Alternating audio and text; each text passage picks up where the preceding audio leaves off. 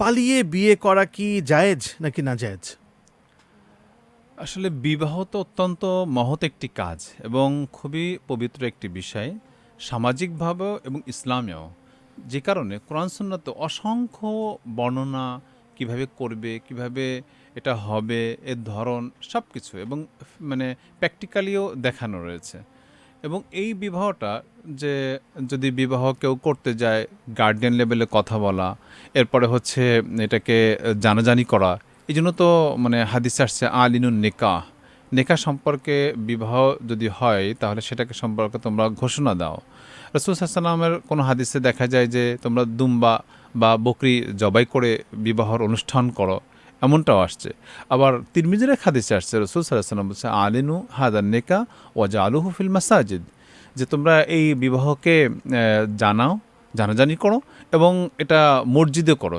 এই কথাগুলোর অর্থ হচ্ছে বিবাহটা যেন গোপনে না হয়, বিবাহটা যেন জনসম্মুখে হয়, বিবাহ যেন জানাজানির মাধ্যমে হয়।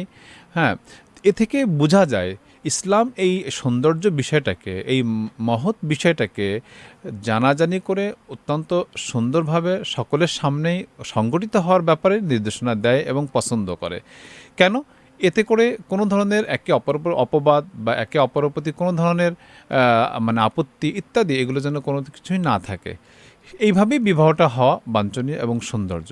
এখন যে প্রশ্নটা আমাদের সামনে করা হয়েছে যে পালিয়ে গিয়ে বিবাহ করলে সেটা হবে কি না, যদিও ইসলাম পছন্দ করে না, তারপরেও যদি নাকি ছেলে মেয়ে উভয়ে মানে হয়, বয়সপ্রাপ্ত হয়, আর তারা যদি মানে পালিয়ে যে বিবাহ করে, তাহলে এই বিবাহটা হয়ে যাবে, যেটা এখন অনেক হচ্ছে, যদিও ইসলাম এটা পছন্দ করছে না। এবং এই হওয়াটার কারণে কিন্তু সমাজে অনেক বিশৃঙ্খলাও হচ্ছে এবং ইসলাম পছন্দ না করার কারণে এর যে ইনফ্যাক্টটা পড়ছে সেটা আমরা সকলে জানি এবং দেখি। এই জন্য এই ধরনের বিবাহ না হওয়া, বরং গার্ডিয়ান লেভেলে কথা বলে জনসম্মুখে দুজন সাক্ষী নিয়ে উপস্থিত হয়ে বিবাহ সংগঠিত হওয়া, এটি হচ্ছে কল্যাণ এবং ভালো। আর এইভাবে বিবাহ করলে হয়ে যাবে।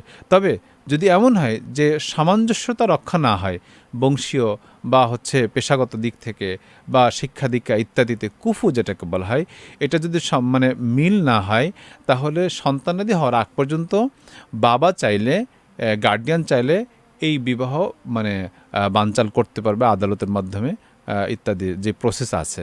এছাড়া বিবাহ হয়ে যাবে। আল্লাহ তাআলা আমাদেরকে সুন্দর ও সঠিকভাবে বোঝার তৌফিক দান করেন।